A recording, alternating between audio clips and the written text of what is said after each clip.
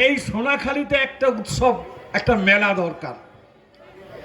সেই তাগিদ নিয়ে এই মেলার সূচনা। আমি বলবো যে মেলার যে উদ্দেশ্য, সেই মিলন এবং তার সাথে সাংস্কৃতিক চর্চা, সম্প্রীতির উৎসব, সব কিছুই সোনাখালী উৎসবকে সামনে রেখে, মেলাকে রেখে আমরা ভোগ করি। আমি বলবো যে এই মেলা আসা মানেই বহু মানুষের সঙ্গে সাক্ষাৎ, এই মেলা মানেই বহু মানুষের সঙ্গে ভাবের আদান প্রদান। সেটা আরো মজবুত করুক আগামী দিনে আমাদের সম্প্রীতিকে, আমাদের ঐক্যকে। ধর্মের নামে ভেদাভেদ ভুলে আমরা সবাই এক এবং সবার উপরে মানুষত্ব, এই আদর্শকে প্রতিষ্ঠা করার প্রয়াসে এগিয়ে আসি।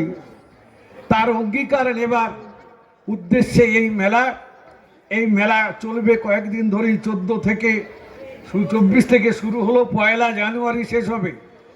এই কটা দিন আপনাদের ভালোভাবে কাটুক, এখানে আসুন, মেলাকে উপভোগ করুন।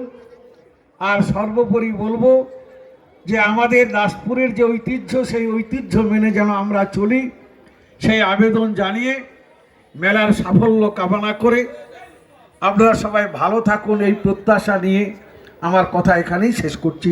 ধন্যবাদ। শুধু কথার পরে কথা সাজিয়ে নিছক বক্তব্য নয়, যে কথা আমাদের প্রাণ ছুঁয়ে যায়, আমাদের উৎসাহিত করে, এমনই এক না। আমরা শুধু পথটাকে বড় করে দেখি, কিন্তু আমরা জানি অজ্ঞান তিমিরান্ধস্য জ্ঞানাঞ্জন শলাকয়া চক্ষুরুন্মিলিতং যেন তস্मै শ্রী গুরবে নমঃ। আমরা এরকম এক যার চোখে পেয়েছি, আমরা আহ্বান জানাবো, অনুরোধ রাখবো, কিছু কথা শুনে নেব। তাদের প্রত্যেককে যথাস্থানে সম্মান ভালোবাসা জানিয়ে সামনে যারা আছেন,